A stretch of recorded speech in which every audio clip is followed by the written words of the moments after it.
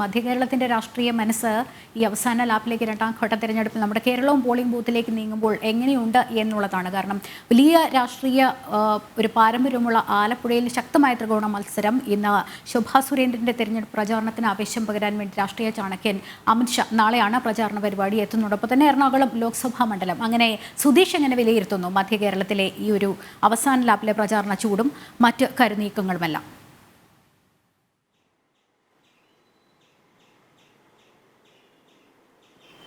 ലക്ഷ്മി, മധ്യ കേരളത്തെ സംബന്ധിച്ചിടത്തോളം നമുക്ക് ഏറ്റവും എടുത്തു പറയാൻ കഴിയുന്നത് മുൻപെങ്ങുമില്ലാത്ത രീതിയിൽ ശക്തമായ ത്രികോണ മത്സരം എല്ലാ മണ്ഡലങ്ങളിലും നടക്കുന്നു എന്നത് തന്നെയാണ്.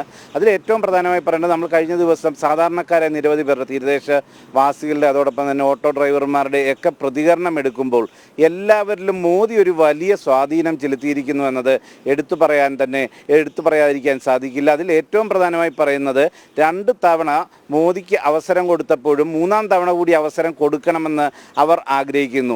അതിനോടൊപ്പം തന്നെ പലരും എടുത്തു പറയുന്നത്, സംസ്ഥാനത്ത് പിണറായി സർക്കാർ വീണ്ടും അധികാരത്തിൽ വന്നത് വലിയ രീതിയിലുള്ള ഒരു വിപത്തായി മാറി, കേരളത്തിന് വലിയ പ്രതിസന്ധിയായി. അതുകൊണ്ട് തന്നെ അതിനനുസരിച്ചുള്ള ഒരു മാറ്റം. അതിൽ ഒരു ആൾ നമ്മളോട് പ്രതികരിക്കുമ്പോൾ തന്നെ പറഞ്ഞത്, ഞാനൊരു കടുത്ത CPM അനുഭാവ കുടുംബമായിരുന്നു, എൻ്റെ വീട്ടുകാരെല്ലാം തന്നെ ആ രീതിയിൽ ചിന്തിക്കുന്നവരായിരുന്നു, പക്ഷേ 2ാം പിണറായി സർക്കാർ വല്ലാതെ മടുപ്പിച്ചു എന്നതാണ്. ആ ഒരു വികാരം സാധാരണക്കാർക്കിടയിൽ വളരെ സജീവമാണ് എന്നത് ഈ മധ്യ കേരളത്തിലെ ഓരോ മണ്ഡലത്തിലെയും തെരഞ്ഞെടുപ്പ് ഫലത്തെ വലിയ രീതിയിൽ സ്വാധീനിക്കാൻ സാധ്യതയുള്ള ഒരു ഘടകമാണ്. ശക്തമായ ത്രികോണ മത്സരം നടക്കുന്നു. അതിൽ തന്നെ BJPയുടെ ഇല്ല NDAയുടെ ഒരു സാന്നിധ്യം ശക്തമാവുമ്പോൾ LDFൻ്റെയും UDFൻ്റെയും വോട്ടുകൾ കുറച്ച് ശതമാനമെങ്കിലും BJPയിലേക്ക് ഇല്ല NDAയിലേക്ക് വരുന്നു. ആ ഒരു മാറ്റം വലിയ രീതിയിലുള്ള ഒരു രാഷ്ട്രീയ ധ്രുവീകരണത്തിന് തന്നെ ഇടയാക്കും എന്നതാണ് നമുക്ക് വിലയിരുത്തേണ്ടി വരുന്നത്. ഇപ്പോൾ തന്നെ ആലപ്പുഴ ശക്തമായ ത്രികോണ മത്സരമാണ് നടക്കുന്നത്.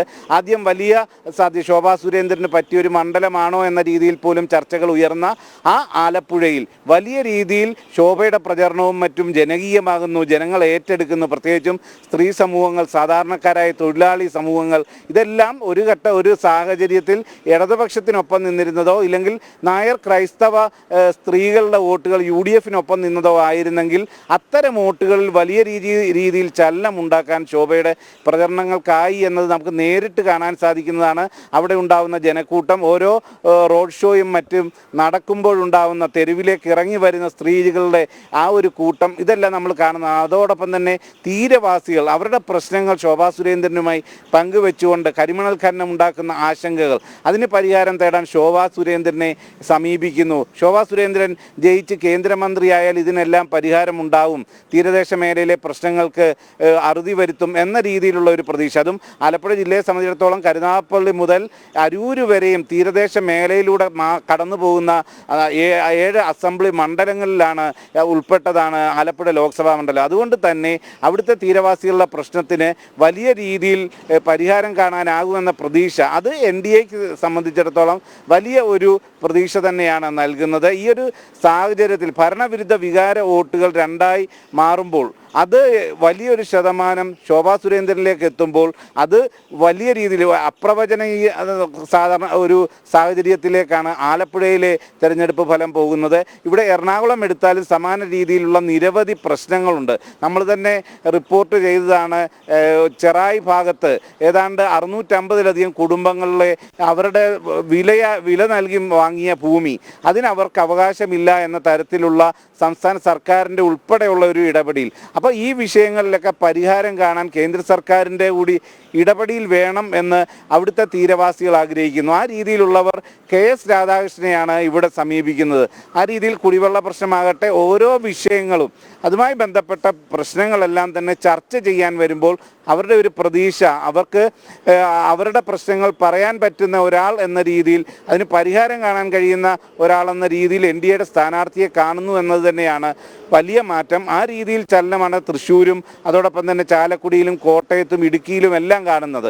അതിൽ ഈ ഇടുക്കിയിലേക്കും കോട്ടയത്തേക്ക് ചെല്ലുമ്പോൾ റബ്ബർ കർഷകരുടെ പ്രശ്നങ്ങൾ അത് തുഷാർ വെള്ളാപ്പള്ളിയുമായി ചർച്ച ചെയ്യുന്നു. ഈ മലയോര മേഖലയിലെ പ്രശ്നങ്ങൾ, മറ്റ് വന്യജീവികൾ ഉണ്ടാക്കുന്ന പ്രശ്നങ്ങൾ, ഇത് എല്ലാം ഉയർത്തിക്കാട്ടുമ്പോൾ അത് ചർച്ച ചെയ്യാൻ, അതിന് പരിഹാരം കാണാനുള്ള നിർദ്ദേശങ്ങളും അഭിപ്രായങ്ങളും എല്ലാം തേടാൻ NDA പ്രവർത്തകരോടും NDA സ്ഥാനാർത്ഥിയോടും ജനങ്ങൾ സംവാദിക്കുന്നു എന്നത് തന്നെ വലിയൊരു മാറ്റമാണ്. അതോടൊപ്പം തന്നെയാണ് കേന്ദ്ര സർക്കാരിലുള്ള വലിയ രീതിയിലുള്ള പ്രതീക്ഷ. മറ്റ് കിംവദന്തികൾ UDF-ഉം LDF-ഉം പ്രചരിപ്പിക്കുമ്പോൾ തന്നെ അത് സംബന്ധിച്ച് കൃത്യമായ ഒരു ധാരണ വോട്ടർമാരിലുമുണ്ട്. അത് വലിയ രീതിയിലുള്ള ഒരു മാറ്റം, ശക്തമായ ത്രികോണ മത്സരം എന്നതിനപ്പുറം വിജയത്തിലേക്ക് എത്താനുള്ള ഒരു സാധ്യത തന്നെയാണ് NDAക്ക് വഴി തുറക്കുന്നത്. ലക്ഷ്മി.